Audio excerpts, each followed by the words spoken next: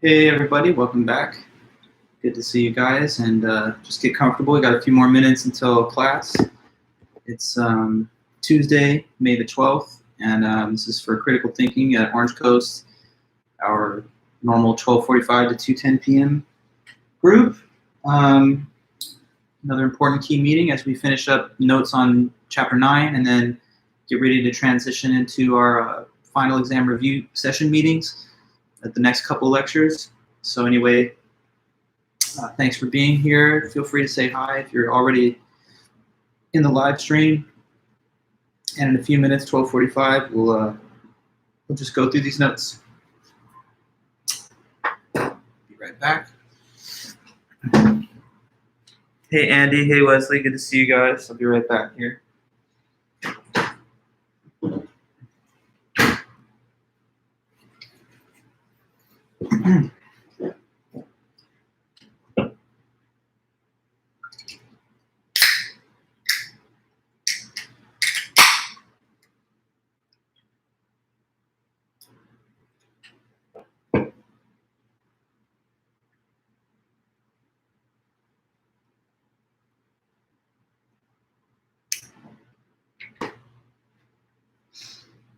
All right, yeah, hope you guys are doing well. Had a good week. Just take some time back. Hey Dana.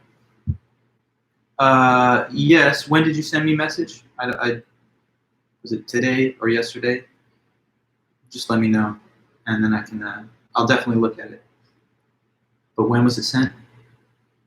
Just so I'm sure that I haven't missed it yet. Yesterday night, okay. Was it a question about your quiz or just something else? You don't have to tell me, I guess, but while we're just communicating right now, you can give me a sense if it was something urgent, maybe. Let me know.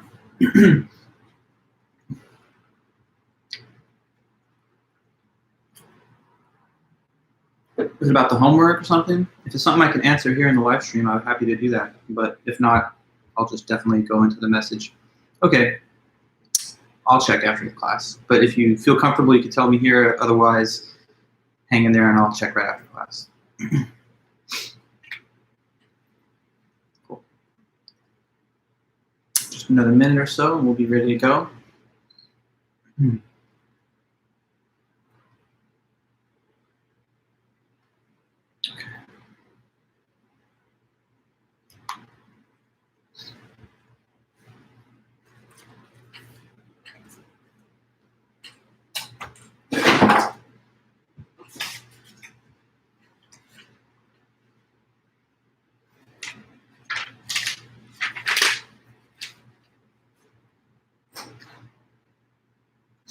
Okay.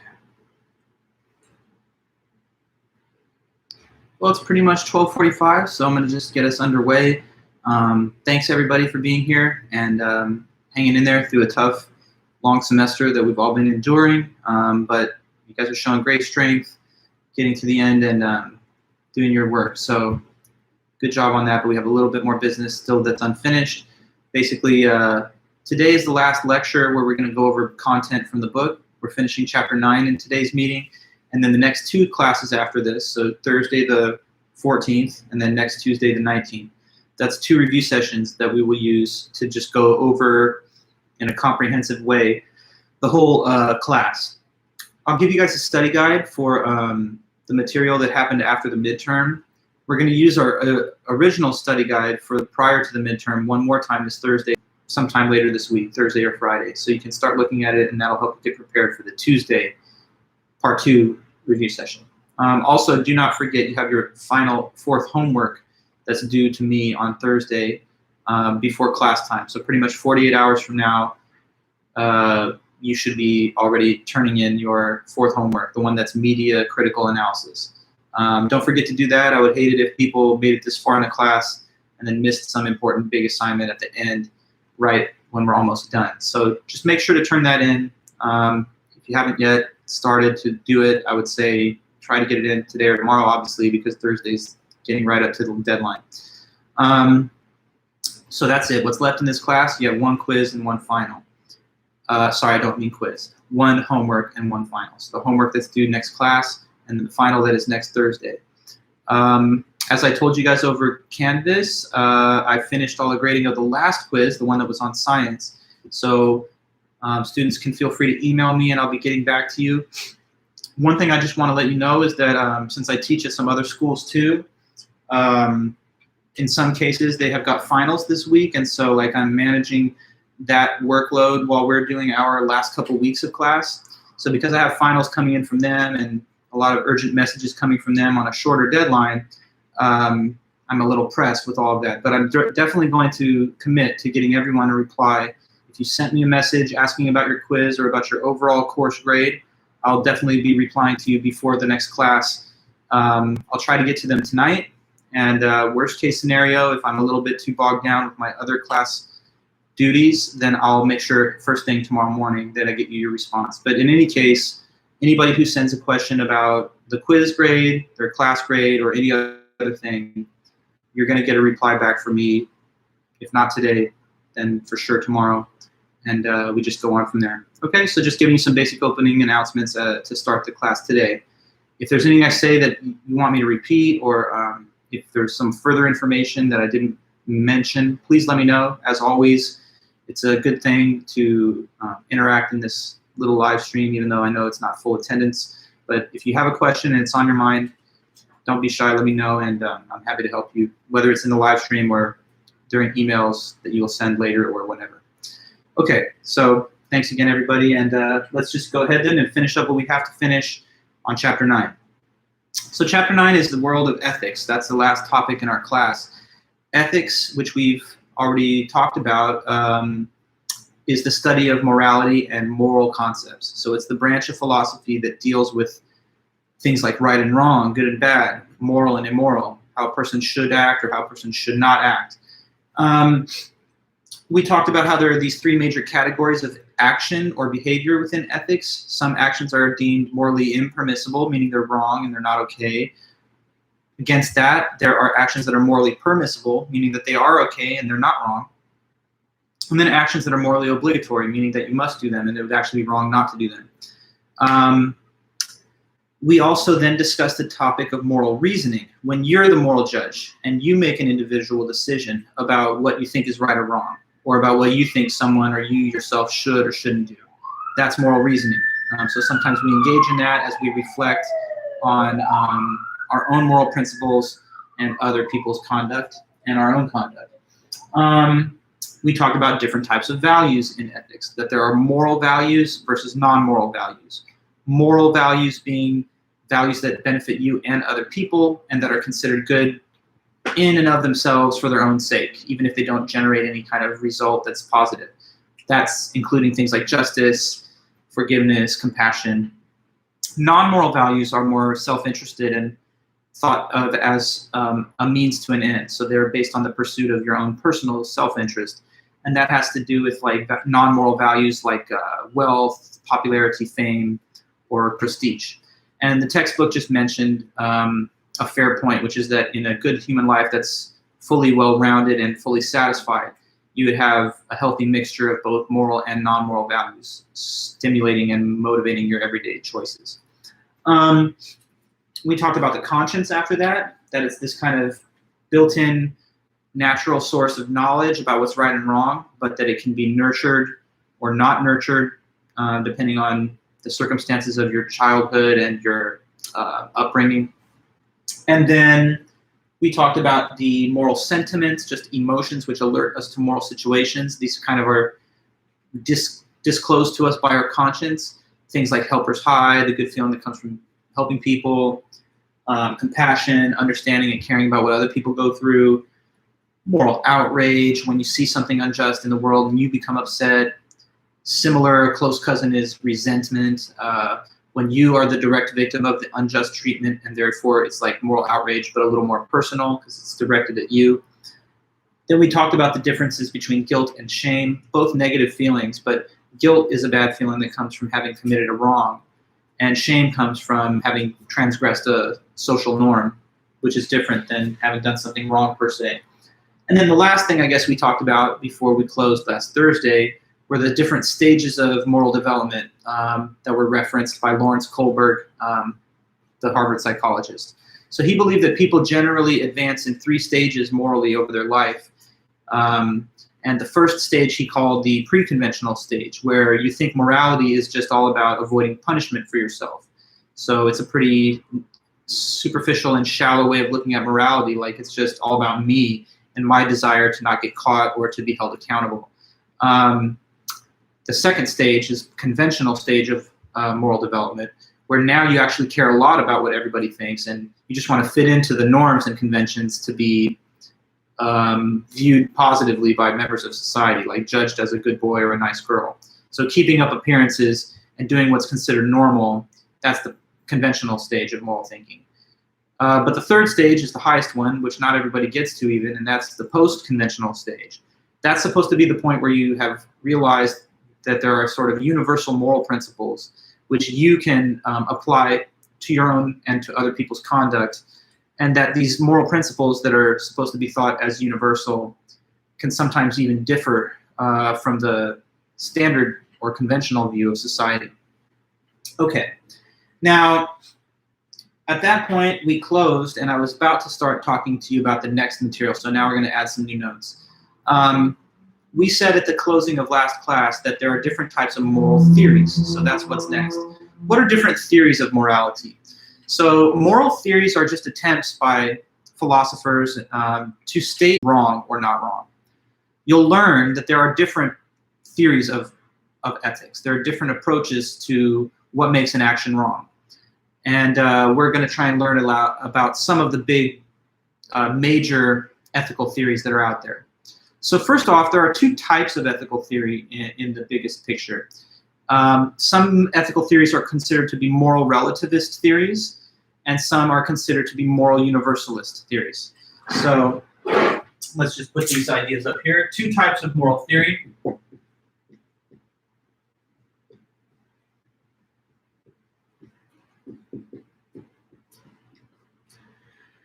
Okay, so you have moral relativism.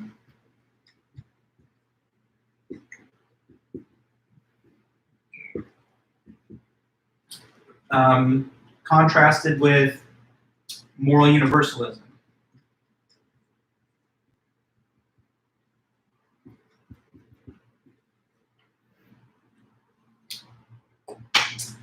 Now, first of all, what's moral relativism? So moral relativism is the position, the view that morality is not universal, it's not objective. To the moral relativist, what's right and wrong is subjective in some sense. It's something that just depends. It either depends on the individual or the society, but according to moral relativism, there's no like correct or factual or objective answer about whether something's right or wrong. It's just relative. Okay.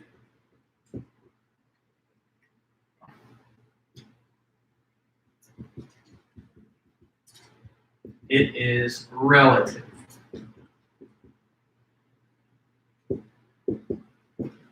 Okay, and the other side of this coin is moral universalism. So as you could imagine, moral universalism says something fundamentally different. What it says is that morality is universal and objective, and it's never changing. So it's always the same. Morality and the moral code is the same for all people, all places, and all times. So it's not something that differs from place to place, person to person, or from time to time over the generations. Never changing, and it's always the same. So that's a different viewpoint. Morality is universal and objective.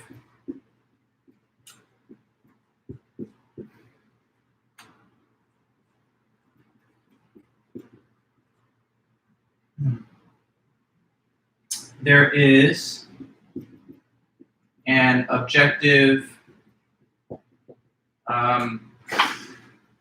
moral law or code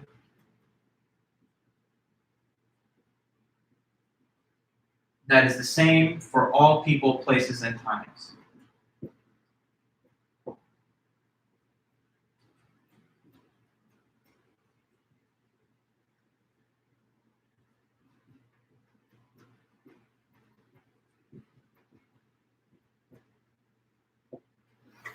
Okay, so 2 different viewpoints on morality. moral universalism, moral relativism. And you see the definitions there. So the main difference that these two types of theory have is what's the nature and the basis of ethics. To relativism, it's something that varies. To universalism, it's something that is objective and does not change. Now, within the scope of moral relativism, there are actually two types of that. So I'm kind of like unpacking this for you step by step. First, I'm showing you that logically there are two kinds of moral theory. And next, I need to break down further how there are two types of this first kind. So there's a further subdivision of types within the concept of moral relativism. So I'm going to add that to our notes. I'm going to clear this panel, and the next board will show us two types of moral relativism. And then after that, we'll move on to the other kind. So what are two different types of moral relativism?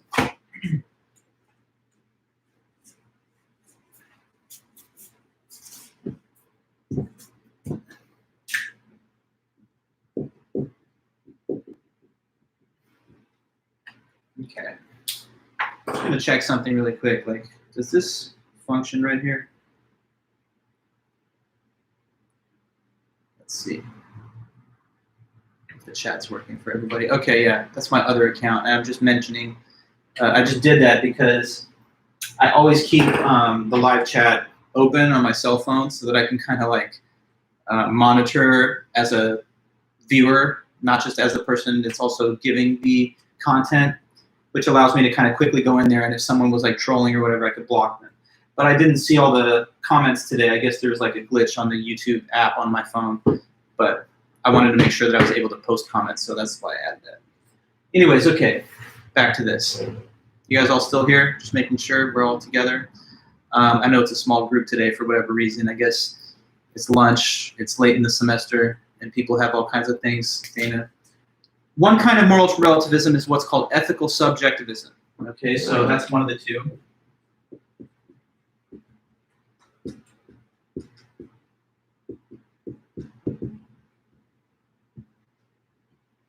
Okay, and then the other one would be cultural relativism.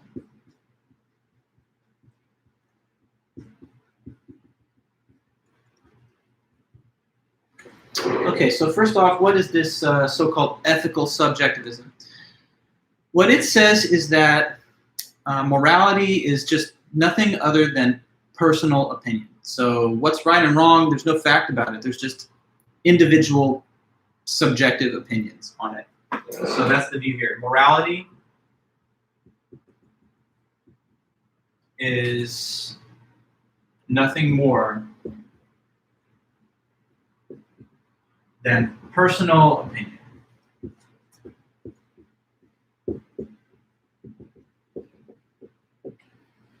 Okay, now cultural relativism is also another type of moral relativism, but instead of it saying that morality is based on the individual's opinion, it instead says that morality is based on something a little larger than the individual. It's based on the social norms and customs of their culture. Okay, so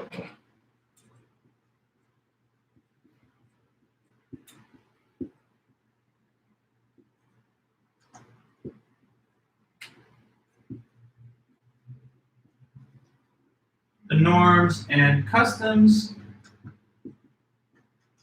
of one's culture or society.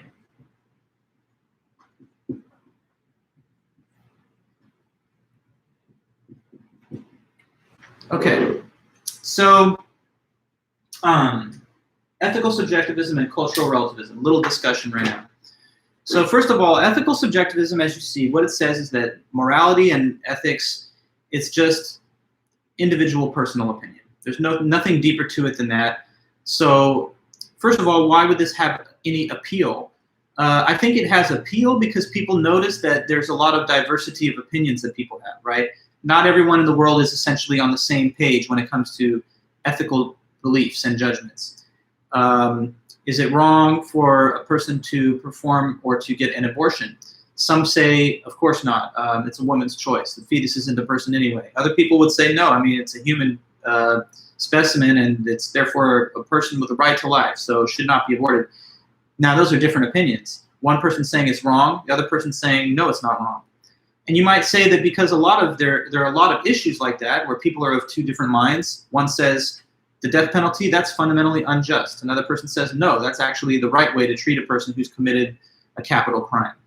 Now we have moral debate then about, is the death penalty morally permitted? Is abortion morally permitted? Is recreational drug use morally permitted? Is eating meat morally permitted? You have ethical vegetarians that will say no.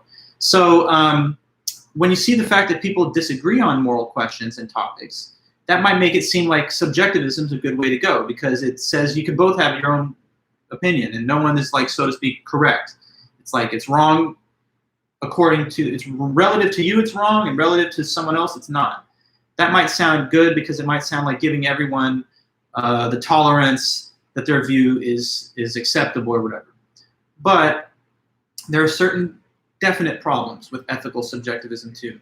Like, there's fundamental criticism that you can make of ethical subjectivism. And I want to see if you can get there, if you can tell me what that might be. So thinking just right now critically, you understand the definition there. Can you imagine a reason why someone might say, the ethical subjectivism is problematic though? Like, I find fault with it. What could be the criticism? Now, Dominic, here's what you say. If we go by the second type of moral relativism, well, let's hold off on that. I see your question, but I don't want to move too fast because I want to study this ethical subjectivism first, but I will return to your question. But let me see it first. It says, if we go by the second type of moral relativism, wouldn't it be difficult to judge the morality of whole cultures and societies, or are those not to be judged morally? How will we make laws if everyone is right? Well, okay, your first question says, if we go by the cultural relativism, wouldn't it be difficult to judge morality of whole cultures? No, because their laws reflect, what they believe, and their cultural practices, which are normal in their world or in our world, whatever culture we're talking about, that demonstrates or displays the collected moral beliefs of that particular culture. How would we make laws if everyone is right? Is this, now I think maybe your second comment, Dominic, is a response to what I was asking on ethical subjectivism, which is a good point. But since your two comments are about the two different concepts, it's a little too much to put on the table all at once. So let's reset for a minute. My question is this: ethical subjectivism. What could be wrong with that idea? That morality is just, comes down to personal opinion. What do you think could be the problem with that way of thinking? What could be considered, no, that's okay, but what could be considered like dangerous or disturbing or worrisome about that? Here's what you're saying, Dana. There could be a problem with ethical subjectivism because the fact that it is so dependent on a person's opinion. One person could say that murdering or your cheating girlfriend is okay, but in reality it's not. Okay, good, exactly. The problem with ethical subjectivism is exactly what you're pointing out, that according to it, there's no real fact anymore about what's wrong, even things that are fundamentally, obviously wrong. So, and Andy, you saying sometimes personal opinion is not always correct. Mental illness, for example. Yeah, exactly. So if a person wants to go and shoot up like the elementary school, do you think that's wrong? Or is that just an opinion? I mean, I would hope you would say it goes beyond just being a personal opinion. That's not a valid opinion. If someone says, like a psychopathic serial killer, that killing is very fun, and the more innocent the victim, the more delicious the action. You would look at that person and you would be like, this person is evil. They're evil as hell because they're deriving pleasure from this. And you ask them, was killing people wrong? And they say no. To the contrary, it's the best thing you can do because it's like hunting, but on the next level, because the human being is way smarter than these animals. So it's more satisfaction knowing that you dominated them. Look, anybody saying that is saying something that you probably would agree is very, very wrong. But in ethical subjectivism thinking, all you can really say to them is, well, I don't agree with your opinion. Me and most people say that killing innocent people is just not good. And there's only a tiny little percentage of people who feel differently. Now, we can't really say they're wrong objectively, but just most people don't agree with it. But doesn't that seem like weak to you? I mean, don't you want to be able to say something stronger? Like, that's wrong. Your opinion has no validity. And I'm not going to be able to say, oh, it's okay to you and it's wrong to me and we can just agree to disagree. That's something that we shouldn't agree to disagree about. That's something very fundamental. So, to the rapist who believes in rape, or to the pedophile or the serial killer believing in what they're doing, we shouldn't have to just say, well, to you it's okay and all I can do is express my disagreement. If you want to say something more fundamentally strong, like that is actually wrong. It's really wrong. It's not just wrong in my opinion, but it's wrong itself. If you want to say that more robust thing, then you really have to look elsewhere than ethical subjectivism, because it deprives you of the ability to say that there's anything that's actually wrong, only that it is wrong to so-and-so and not wrong to so-and-so else. But if there's anything that we should be able to agree on, is that there are certain kinds of human behavior that should never be given any credibility, even from the perspective of the person doing it. So, you know, if you find that there are some things that are just absolutely wrong and forbidden, and they should not be tolerated or even considered appropriate from the subjective point of view, then you got to look at a different source of moral guidance. Now, cultural relativism is another type, okay? So Dominic, your question is going to come back, I think. Cultural relativism says that what morality is not just based on the individual's opinion. It's instead based on the society or the culture that they find themselves in. So let me ask you this question, okay? Same question, but now about the new theory. In cultural relativism, is it wrong to commit murder? Is that wrong? In cultural relativism, let me be more specific. In the United States, right now, in this country, in 2020, is it wrong to commit murder morally? I think this is an easy answer, but let's see if you can just tell me. Is it?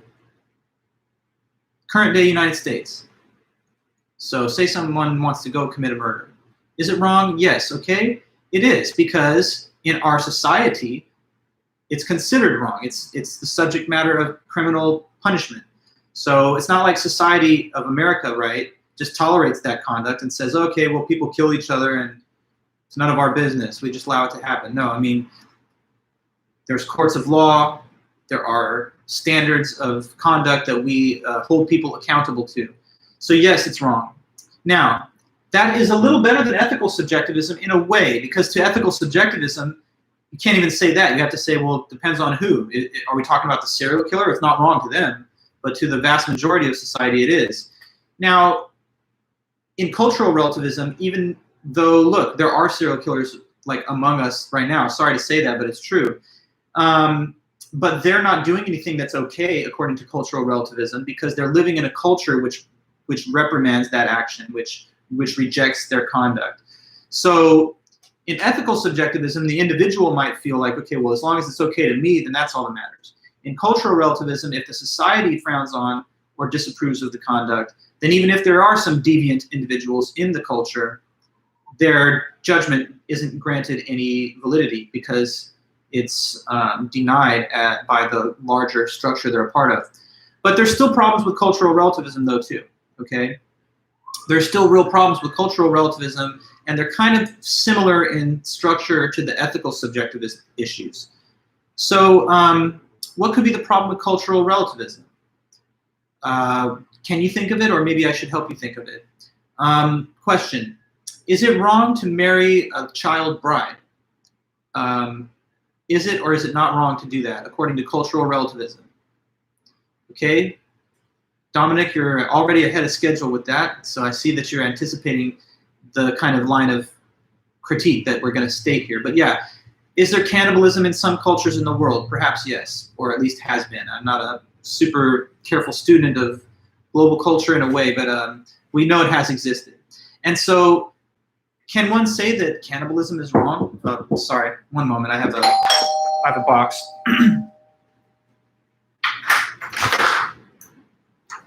Thank you.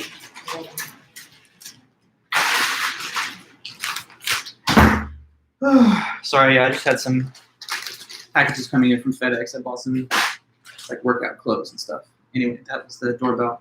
But back to what I was saying. Yeah, so in cultural relativism, we have to ask what culture we're talking about before we can say whether something is quote unquote wrong.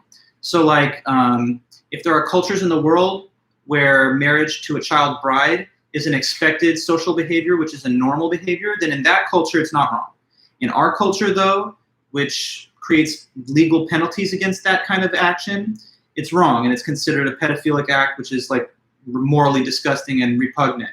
But now we have this problem, right? We can't say, like, is it actually wrong, though? All we can say is, well, in these Western societies it is, and in these other societies it's not.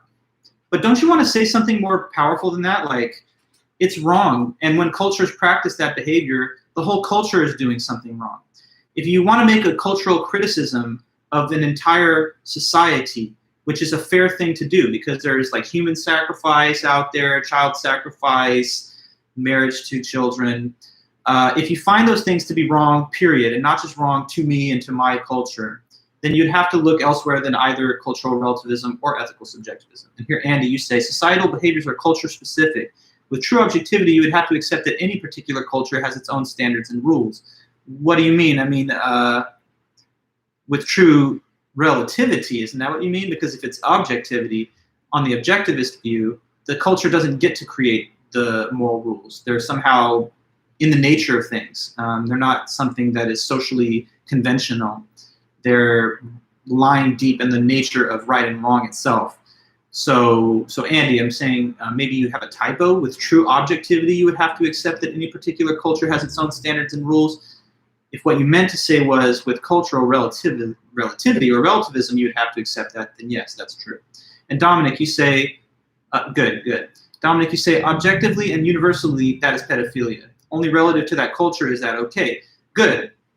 Now, some people find fault with either of these types of relativism for the reasons that I've mentioned, although for some, it seems correct. You know, some people think, well, there can't be a factual answer about whether it's wrong for, like, you know, take another case. In some parts of the world right now, if a gay couple is discovered and outed, they could be executed. Like, there are African countries which hold the death penalty for just having a same-sex orientation, which of course in our society where gay marriage is allowed by the Supreme Court, we would think of that as a terrible violation of human rights, you know? So in some parts of the world, women can be treated as property, or, you know, there's all kinds of things that we think of as being wrong in our society, but which cultural relativism deprives us of the ability to make a strong, powerful moral criticism of.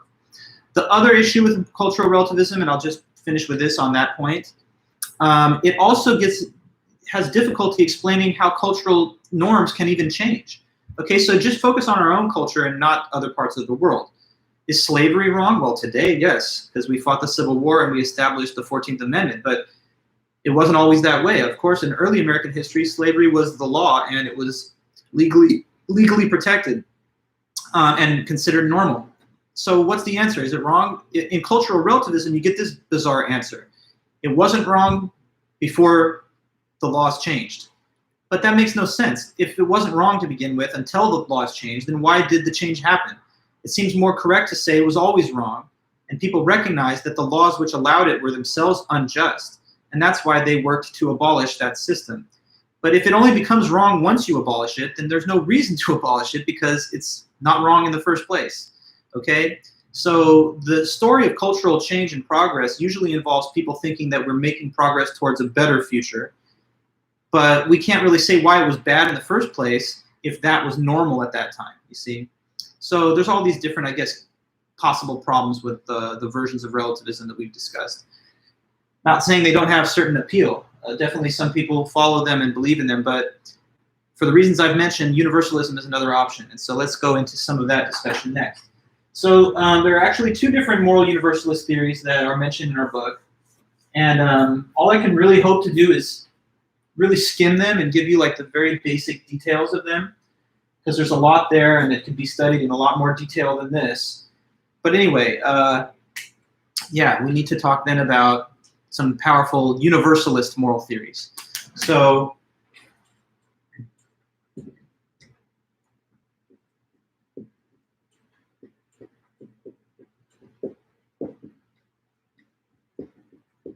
okay, so one of them is this. It's the theory called utilitarianism.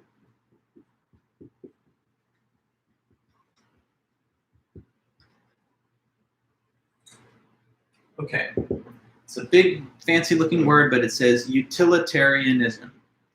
And there are sort of two big founding fathers of this ethical theory. So let me try to talk to you about these two important men. that are kind of the head honchos behind utilitarian ethics. So one of them is this guy's name, Jeremy Bentham.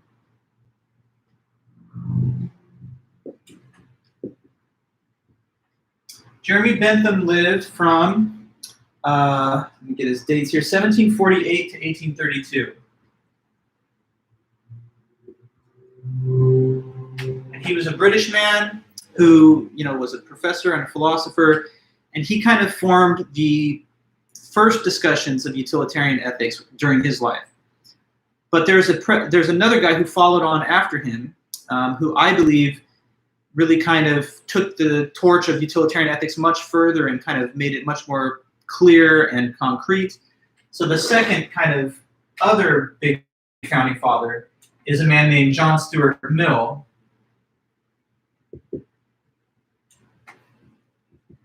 And he was a British philosopher who lived from 1806 until 1873.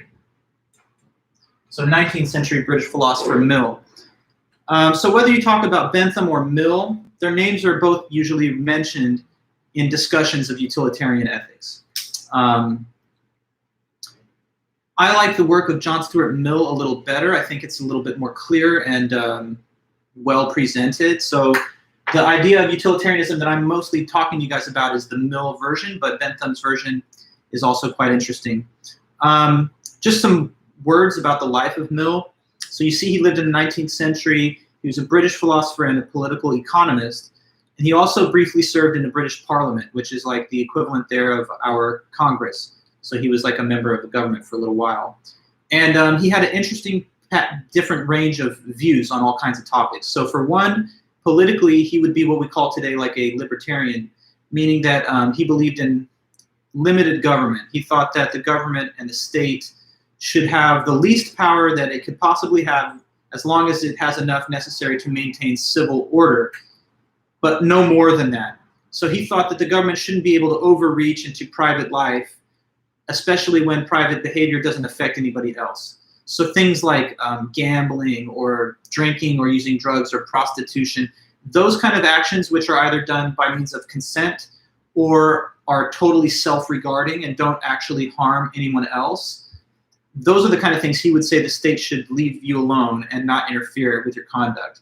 Because like a person should be free to decide on their own what they want to do, whether it's drugs or whether it's, a gamble or whatever. So self-regarding action, even if it's like morally frowned on, he would say the state should permit you the liberty to do that.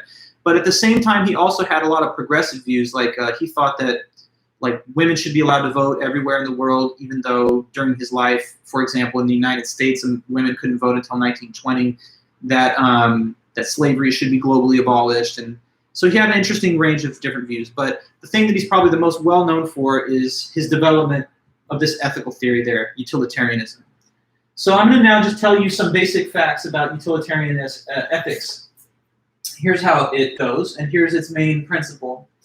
So what it says is to do this. It says, act always to promote the greatest amount of overall happiness for the greatest number of people.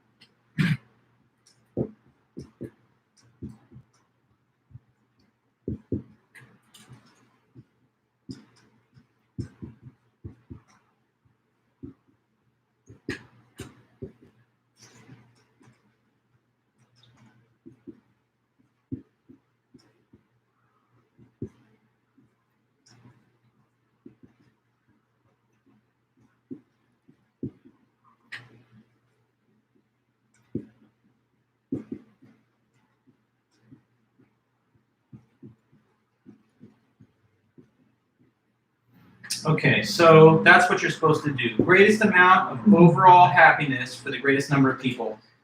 If you were going to live by this ethical theory, if this was your moral compass, right, that you brought with you to like every choice that you made in life, then here's how you would be choosing and acting.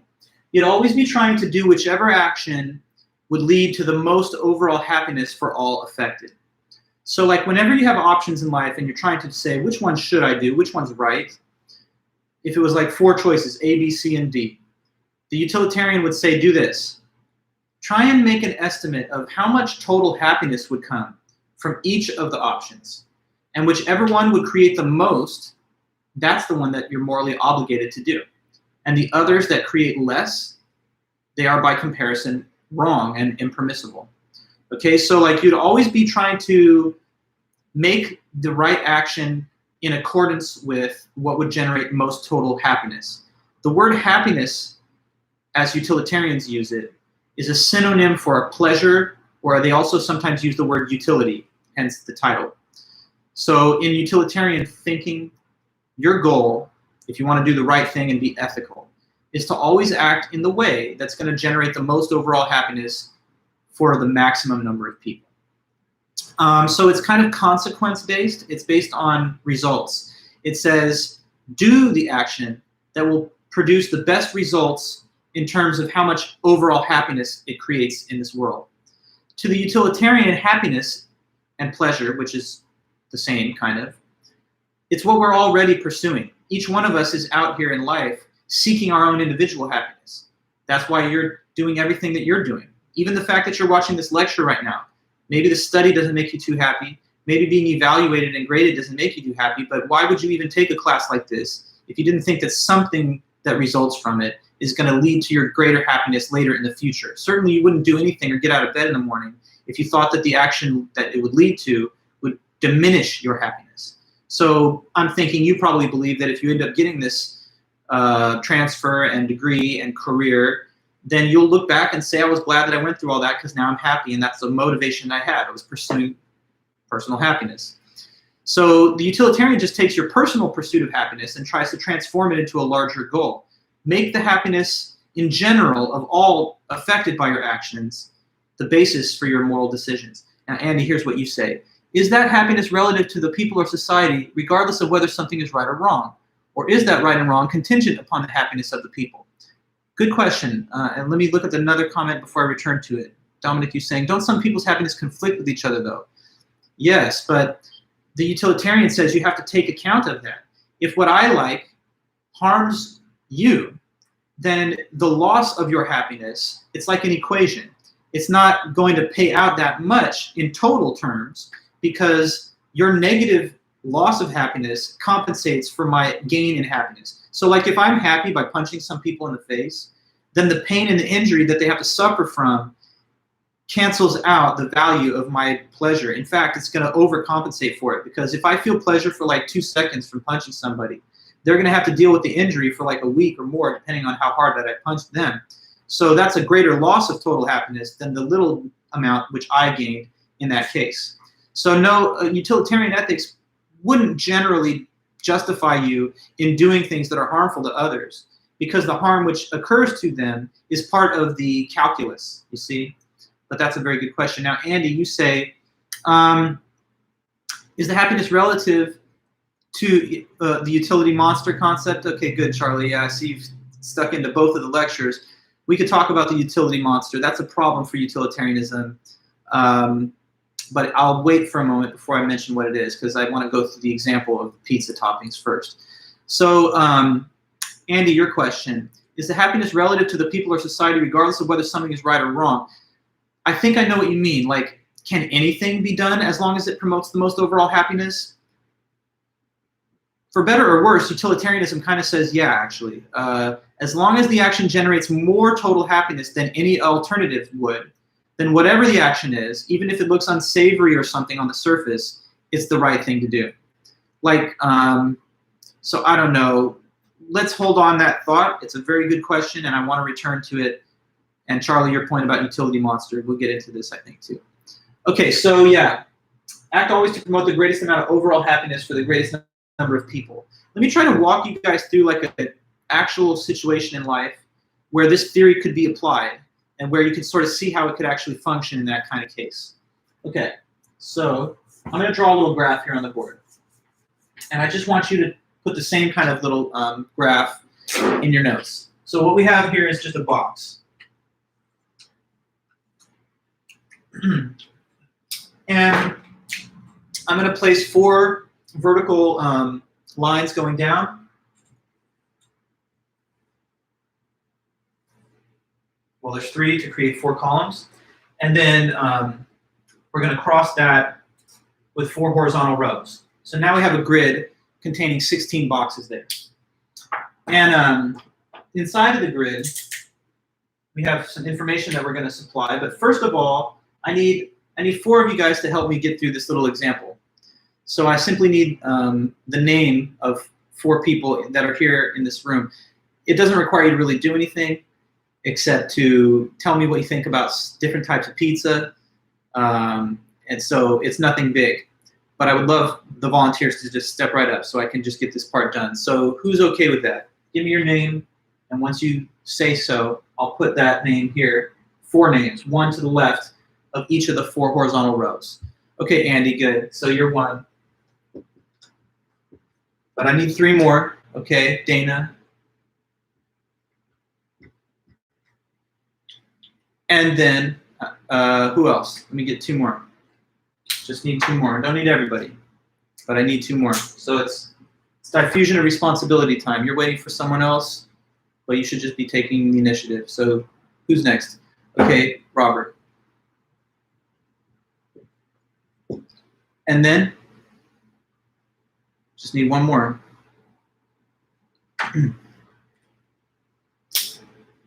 Go ahead. Just hit me with it. Hit me with your name. Put it out there. Fire away. Let's go. Name. Nobody wants to be called on. Nobody wants to be the one where I'm like, okay, I'm going to have to ask you to do it. So a volunteer would be much better. Let's go. Who is it? It's school. You know, you gotta participate. So I just need 1 more name. Okay, Dominic. Thank you. Okay, so here we go.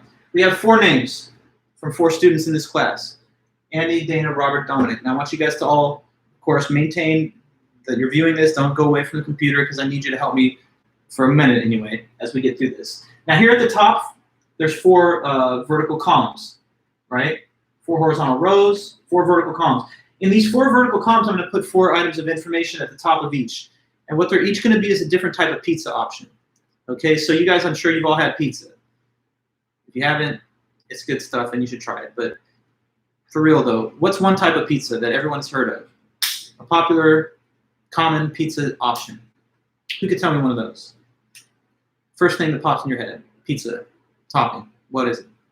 One kind. Go ahead, which one? Okay, cheese. And you say pepperoni. So I got 2 already. Cheese, C for cheese, and P for pepperoni.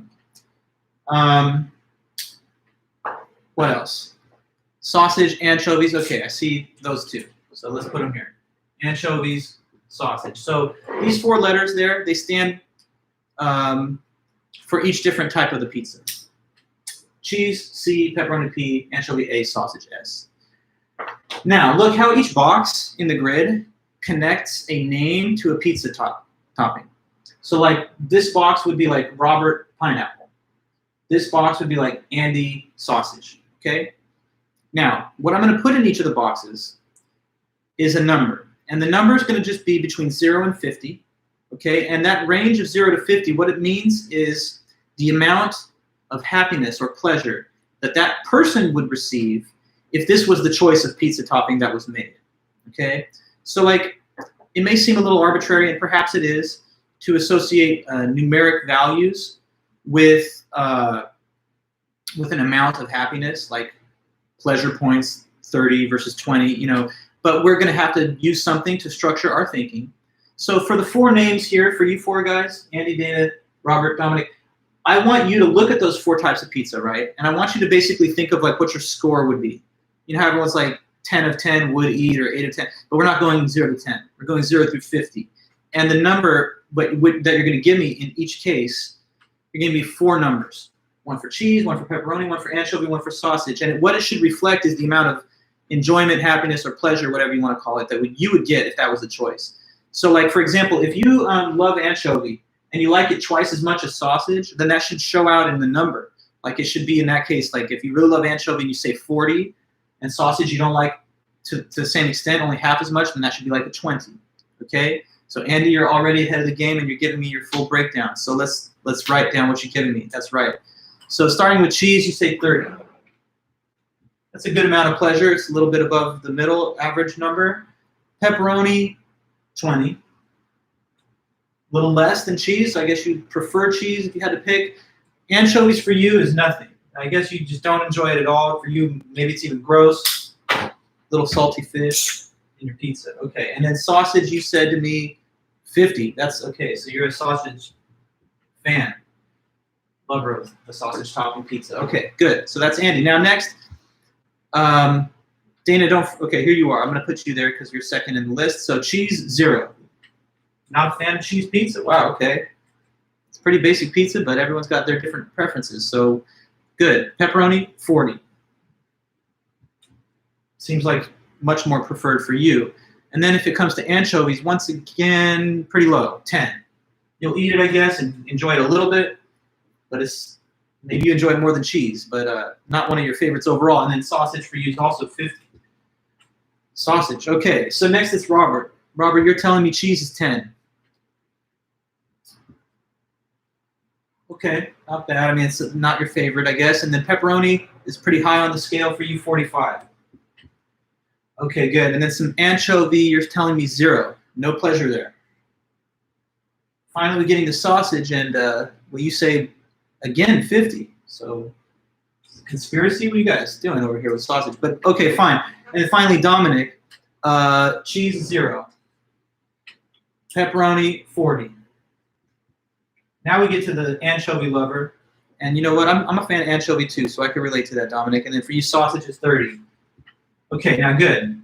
So what we see here is the distribution of preferences for each person there on this graph.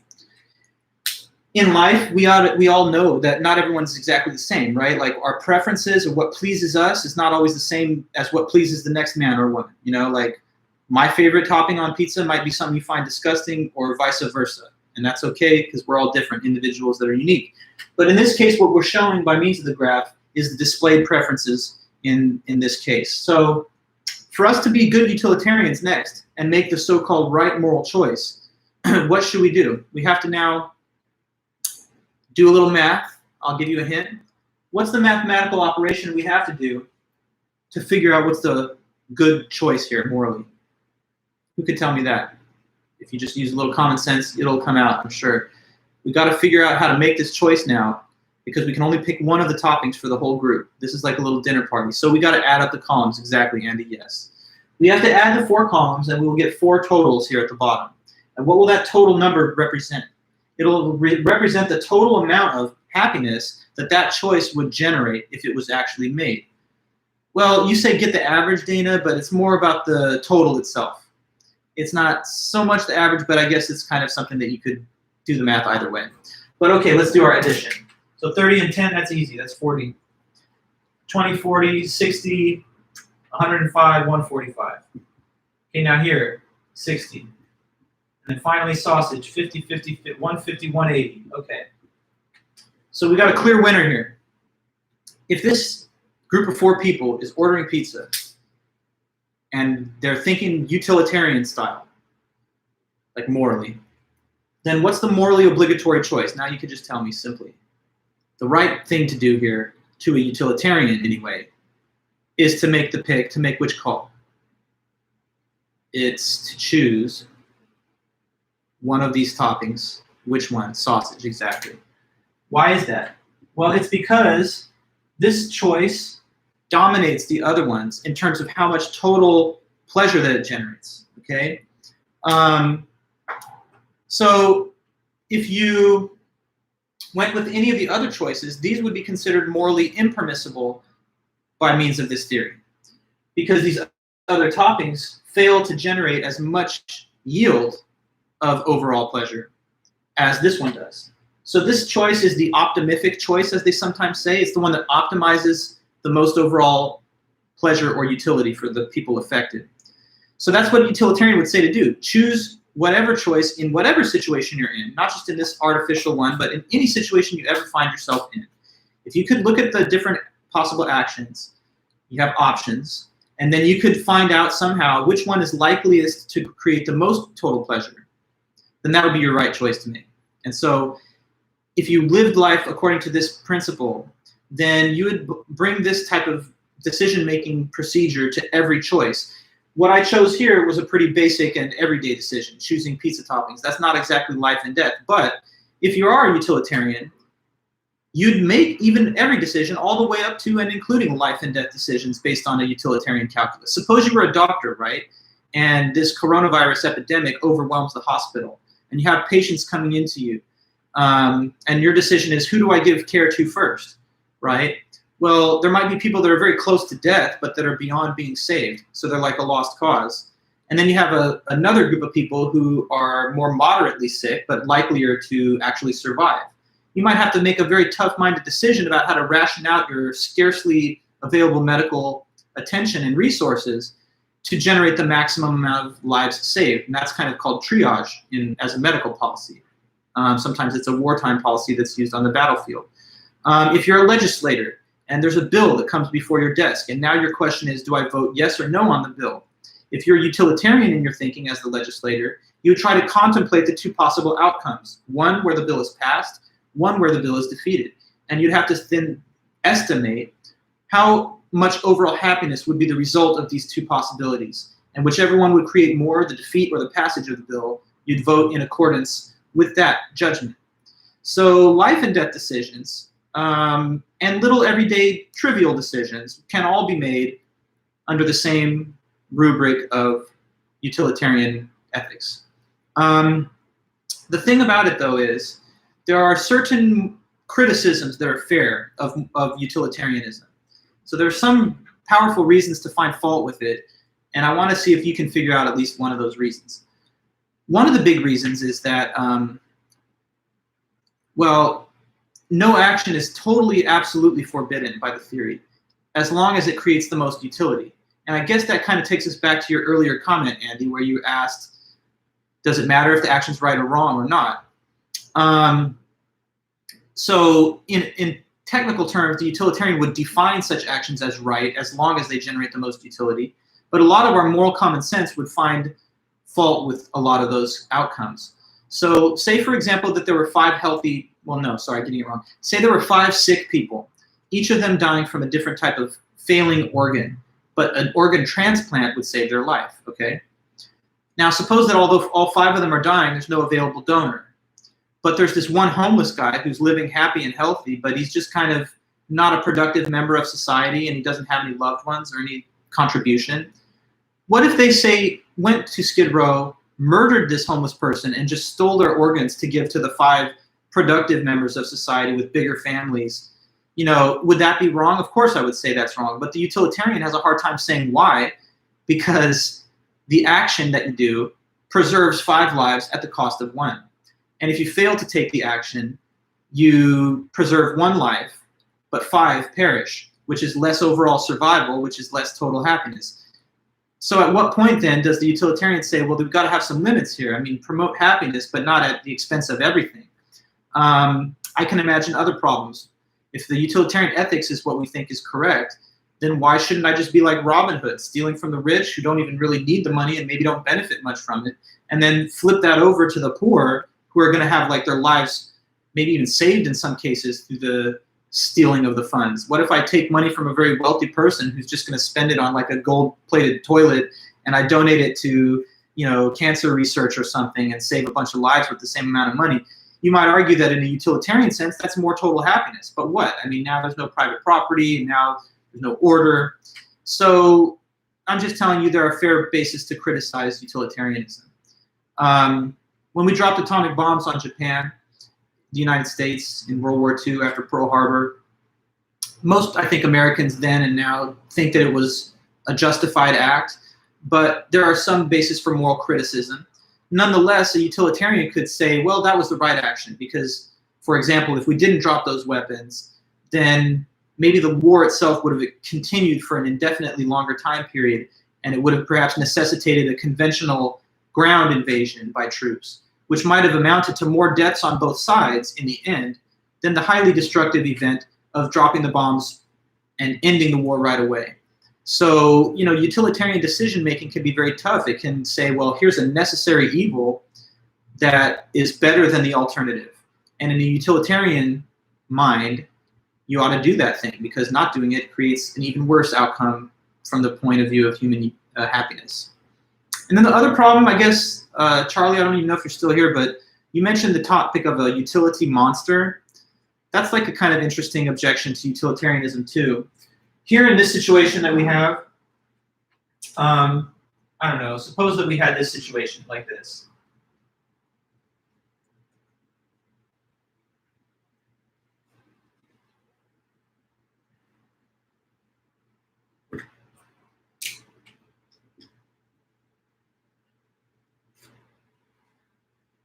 Now, I'm going to break the rules a little bit and go outside the parameters of 0 to 50, but just to make a point. Suppose that we had this situation right here.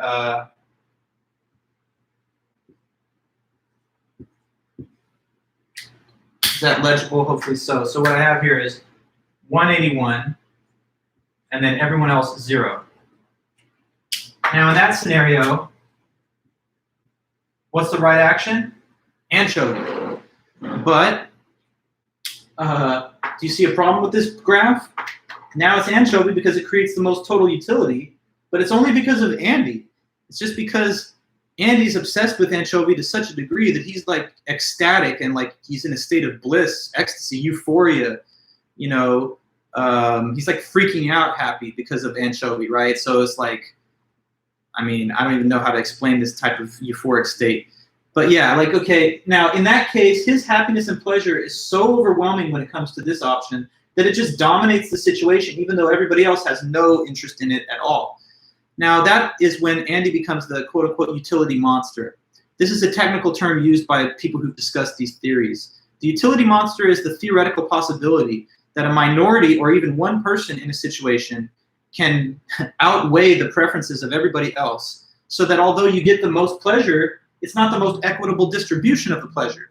In this case, only one person has any pleasure at all, but it's just so far outside the bounds of what's normal that they still somehow technically add to the highest number. Some people find the utility monster to be a serious criticism of this theory.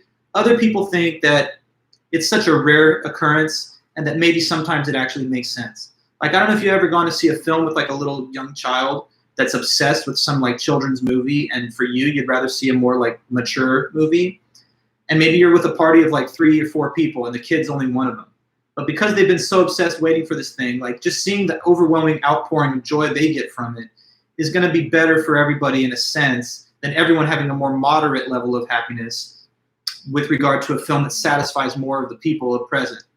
So you can see this utility monster criticism as something significant, or you could see it as something that can easily be brushed aside.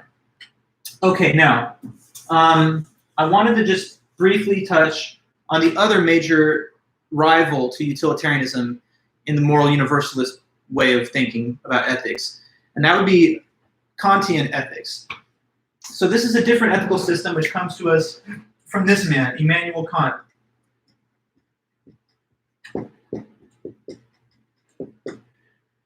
Kant was a German philosopher who lived from 1724 to 1804, and he developed an ethical theory which has since been known as just Kantianism after him. So that's the namesake that we give it based on this man's name, Kantianism or Kantian ethics. Now, I'm really skimming past a lot of the details on Kant. It's something that I encourage you to read further if you ever want to study more philosophy or even take a class in ethics. You'd be treated to a good discussion of Kant. But here's the big picture, I guess. He says that to do the right thing, you shouldn't be worried about the consequences or the results. That's what utilitarianism says. Take the action that leads to the best results in terms of how much happiness it creates. But Kant says, forget the results. Just worry about acting with the right kind of intentions. If you do that, then the results don't matter. Because sometimes the results will play in your favor and sometimes they don't, and sometimes you really can't control how things do fall in the end. But what you can control is your will. So if you just act with a good will and you do your moral duty and you try to uphold the moral law, then that's all we can expect of you. Forget it if you didn't do something that created the most utility. Just act according to the moral law from a sense of duty. Now, Kant says that you act with a good will when you uphold the moral law, which he thinks is something objective, that reason can discover. And reason is something that we human beings have. That's the reason that I'm capable of talking to you, that you can even read this lecture, that we can deal with a computer, that we can build technology. So he says reason can also be used to reveal and to give you insight into the objective moral law. Now he thinks that when you use your, whether it's God-given or evolved by nature, but wherever it's from, where you use your reason to discover the moral law, you use this principle, which he calls the categorical imperative. So the major concept that's the core of Kant's philosophy is this term or idea, categorical imperative. So let me write it here.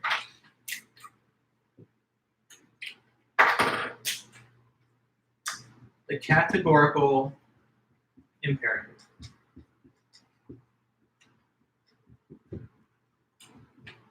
Now, the wording of it itself is like a little complex at first, but I'll bring it down to earth. So just bear with me as I write the formal statement of it. It says this: act always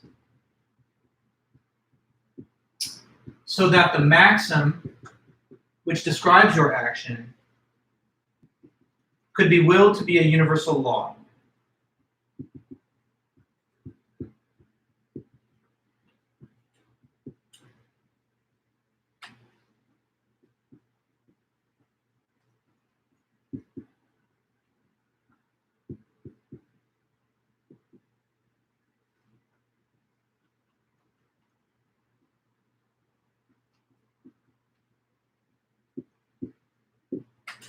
Okay, so a couple of points. The maxim that is referred to here is just a fancy word for like your reason for acting, your principle of acting. So like I could say, I will attend class when class is in session. You know, that could be a maxim. Now, all that this is saying to you is whenever you do an action based on some maxim, that maxim has to be one that could be upgraded to a universal law that everybody does in that situation. If you're doing something that could not be done by everybody, then you're doing something wrong. So sort of restated in a simpler way, all this is saying, in fact, is that you're only morally allowed to do things that would also work if everybody did it. But if everybody doing it would be either impossible or would create problems, then you shouldn't be doing that thing as an individual either. So like, I'll give you a few examples. Say that you wanted to take a free ride on the public subway. You know, like you just hop the turnstile and you don't pay the fare, so now you're riding for free. All right. In that case, your maxim, your little principle of behavior is, I will take a free ride on the subway when I want to get somewhere, okay? Now imagine if that was the universal law, so that not just you're doing it, but everybody does that in that same situation. Then the law would be, everyone will not pay the subway when they take a ride. But if that was the case, okay, imagine that, hypothetically, in that case, there would no longer even be a subway because it relies on funding from people who pay the fare to operate. So if everybody did the same thing that the person taking a free ride is doing, then there would no longer even be a subway for him to take a free ride upon. Therefore, he's doing something wrong because it could not consistently hold as a universal law. So it's kind of like this easy test that you can do to verify whether you're doing something wrong or not according to this theory. Simply ask yourself this question: would it be possible or okay for everybody to do that? And if the answer is no, then stop doing it. It's wrong. And your reason is telling you that it's wrong. Nobody outside of you, no like lawgivers are coming down on you. Your own reason can understand that it's not okay to do something that can't be done by everybody. Okay, suppose you're waiting in a long line and you're maybe like me, kind of get impatient in a long line, but you gotta wait, you know, because there's other people out there. Suppose though that you're not that patient and you say, I'm gonna cut to the front. So your maxim is now, I will cut a line when I have to wait. But if that's the universal law, can you understand what's problematic about that? If everybody operates that way, I will cut the line when there's a line, then there's no longer a line. It's just a melee. It's just a chaotic riot of people towards the entrance of whatever the thing is. Does the cutter want everybody to cut? No. In fact, they don't want that. They want everybody else to follow the rules except them, so that when they cut, they don't get recut by everybody else, you see? What would be even the point of cutting if everybody broke the rules and cut right in front of you? You would have gained no advantage against the other rule followers. So the person that cheats on the subway fare, they don't want nobody to pay. They just don't want themselves to pay. The person that cuts the line doesn't want 100% of the people in the line to cut like they're doing, or else what would be the point? They just want others to actually follow the rules so that they can break it. So when you're doing something that you know could not be done by everybody, and you would not even want everyone to do it, then stop doing it too. Kant gave an example of a person who says, I would like some extra money, so let me ask someone if they'll lend me that money. But the only way they're going to lend it to me is if I promise them that I'll pay them back. But suppose that I just don't really want to pay them back, but I do want them to give me the money. So I give a false promise of repayment. I lie. I basically say, hey, can you loan me like $100? And if you do, I'll tell you what, I promise I'll pay it back within a specified amount of time. And they're thinking in their mind, haha, I'll never do that. But I just want them to say yes. So they gave you the loan. Now you got it, and you never talk to them again. Was that wrong? Well, here's why Kant would say it's wrong. Because what if everybody that ever borrowed money did so with the intention to not repay? Then would there even be lending? No, because the lenders would know that not just once in a while, but 100% of people lie when they request the loans. So no rational lender would loan anymore. Therefore, the whole system would break down if everybody lied about their willingness to repay the loan. So the borrower doesn't want everybody to lie, actually, do they? Because if everybody did, then their lie would not be believed either. Their lie is only assumed as truth against the background of most people keeping promises and telling the truth when they request the loans. So once again, you see a situation where somebody acts in a way that only works if they're the only person that does it and most other people do something different. So anyway, Kant is saying, when you want to do the right thing, just check on your maxim and make sure that it's something that could be done by everybody. If it could be, then that's a fine thing. No problem. Go ahead and do it. You're watching a lecture. Your maxim is, I'll watch the lecture when it is in session. And if everybody did that, that'd be great. If you're thinking, I'll not watch the lecture unless it's a day of a test or something, or I won't watch the lecture, period. If that was the universal law, then there wouldn't be any interaction in these lectures, and they wouldn't have much value, and you wouldn't get the same, knowledge from it. So anyway, just another example. Okay. Now, last thing I want to say then about Chapter 9, we're just going to close this discussion of ethics. One last pair of concepts. People talk about rights sometimes when they talk about morality and ethics. And in fact, there's thought to be two types of rights, okay?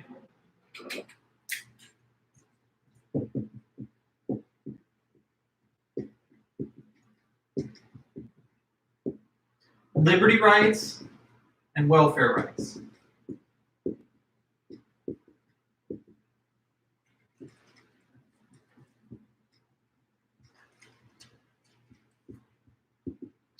Okay, so first off, liberty rights. What a liberty right is a right to be left alone to pursue your legitimate interests. So the right to be able to pursue your legitimate interests without being interfered with or messed with by outside forces. Okay, so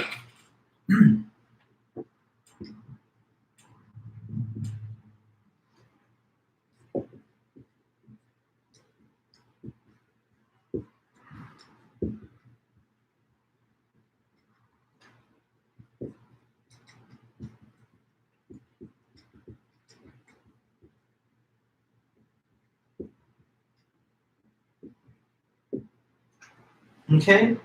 Now, welfare rights, though, are the rights to be provided certain things if you're not able to provide them for yourself. So certain essential goods is generally the thought.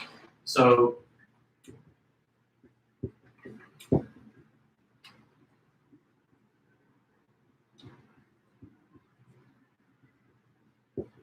certain essential goods if you are not able or capable of providing them for yourself.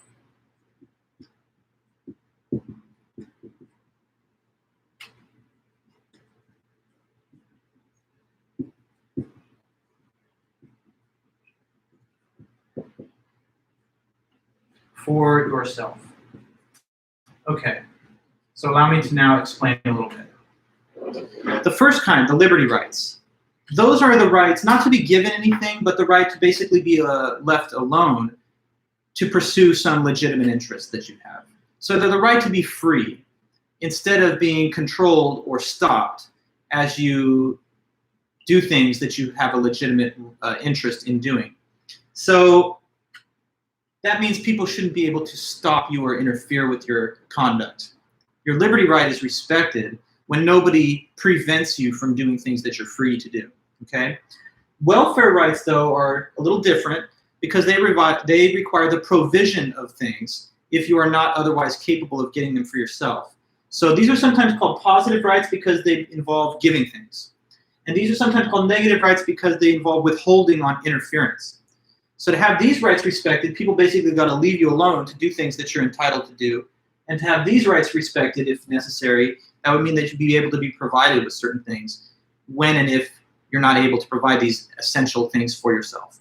Okay, so you see the definitions. I've tried to explain them a little bit, but now I want to see how you understand them. So question, take the right to freedom of speech.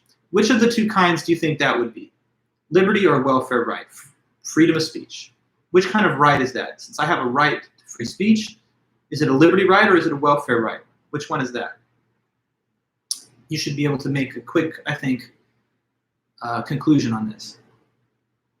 So my question is just, yes, it's a liberty right. That's right. Why is that? Because what does it involve to have the freedom of speech? It doesn't mean anyone gives you anything. It just means that you are not to be interfered with as you freely exercise your speech, as you state your opinions on whatever matter it is. You are given freedom to do that without people, let's say, like the government, censoring you or silencing you or jailing you for the expression of your thoughts. So that would be a liberty right. Okay. Suppose that you believe in a right to food and water. Like, you know, you have a human right to eat and drink.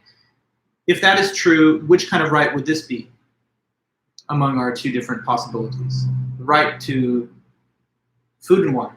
That would be a welfare right, yes. So suppose that a person was utterly not capable of providing for their own essential needs, like to eat and etc., drink. The claim then would be that the state and its members, to honor the right the person has to eat and drink, must provide for those goods in case they're not capable of providing for their own. So, you know, food banks or food stamps and other forms of government assistance. Another question, right to bear arms, you know, the oft mentioned Second Amendment right in the Constitution. What would that be, the liberty or a welfare right? What do you think? Welfare or liberty right, right to bear arms, right to keep and bear arms.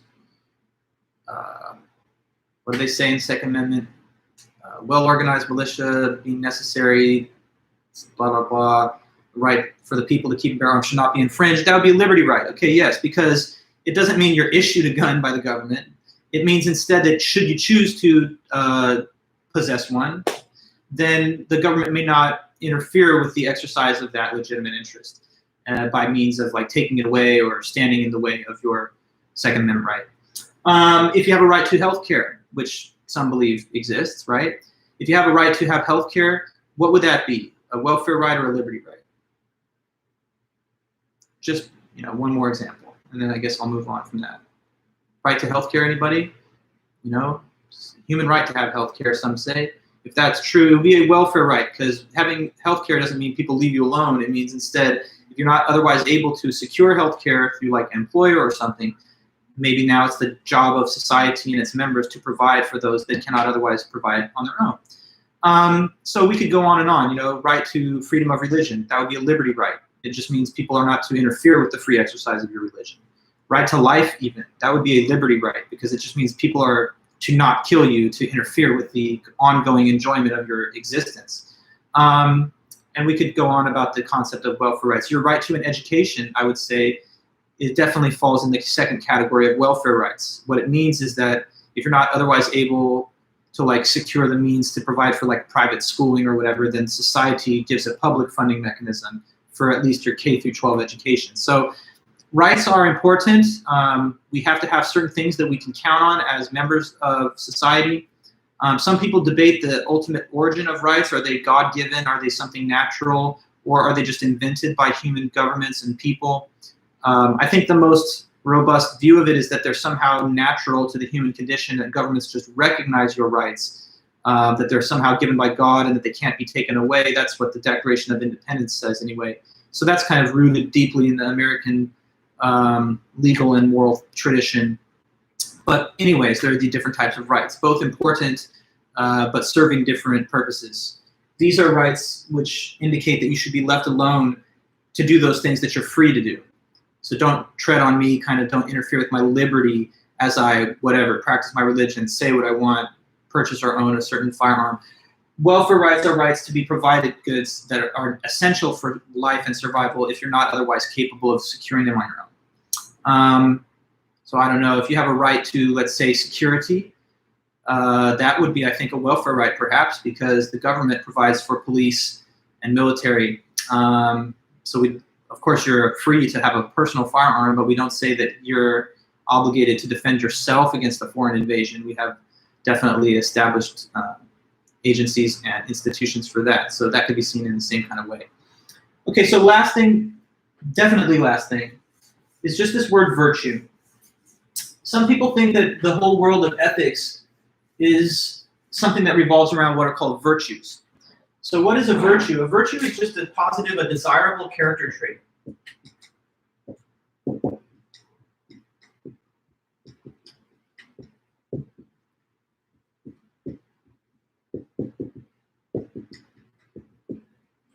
So what are some examples of virtues? Things like generosity, kindness, patience, courage, bravery, the kind of qualities that are like the subject matter of praise. You know, you say to a person, hey, you're really kind, or you're really generous. When you give a person a compliment about some aspect of their character, you'd be reporting a virtue. So some people say just try to be virtuous. Try and have as many of these virtues built into your character as you can. Build them up over time. You know, strive to be more generous, more kind, more humble, more patient. I've always thought that the discussion of virtues is a little imprecise because there's not much that is said beyond just, you know, have that virtue. In a way, it's not so easy to just develop these virtues if it's not already second nature. But Aristotle, the ancient Greek philosopher, he said, just imitate people who are already recognized to have the virtue. So, like, look at the, you know, generous man or the, you know, humble or patient man in society, and try and emulate the character of such a person. And then after a while, it will become second nature to you. That's another prevailing theory of ethics, virtue ethics. I kind of am more favorable to the classical utilitarian and Kantian systems of ethics, but this is a fair approach as well. So you've got to catch all those virtues, you know, just try and be more and more virtuous and instill those things in your character. The kind of things that will make your parents proud, I guess, if you have certain kind of parents. So, well, that's really it, guys. We've reached the end of our long journey this semester through all this material in the book.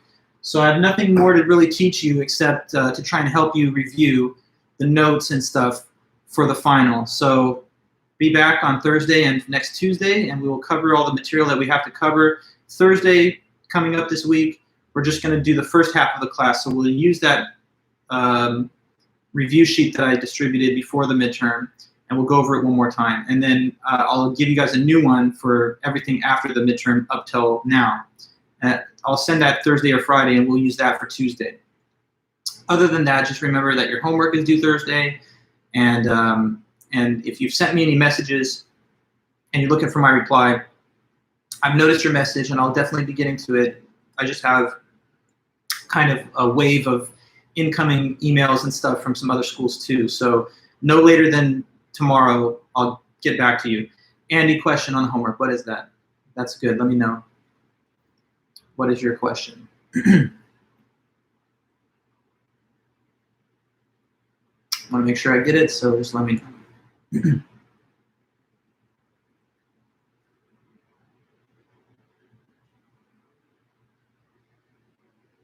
Hang in there, guys. I'm just waiting on this question from Andy, and then I'll see what I can say about that.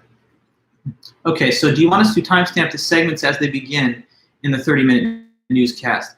If you're asking like when the time signatures are, like 1738-1921 kind of thing, I don't necessarily care about that per se, although that's fine.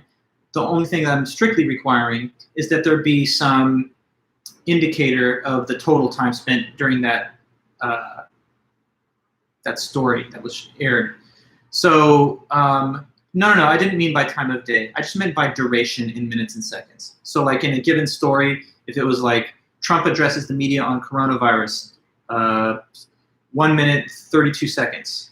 Like in parentheses, you would just provide the minute and second indication so that I know that you watched it and so that I know that you kept note of the relative share of time provided by the broadcaster for each story. So that's it. So good question. I'm glad I could clarify.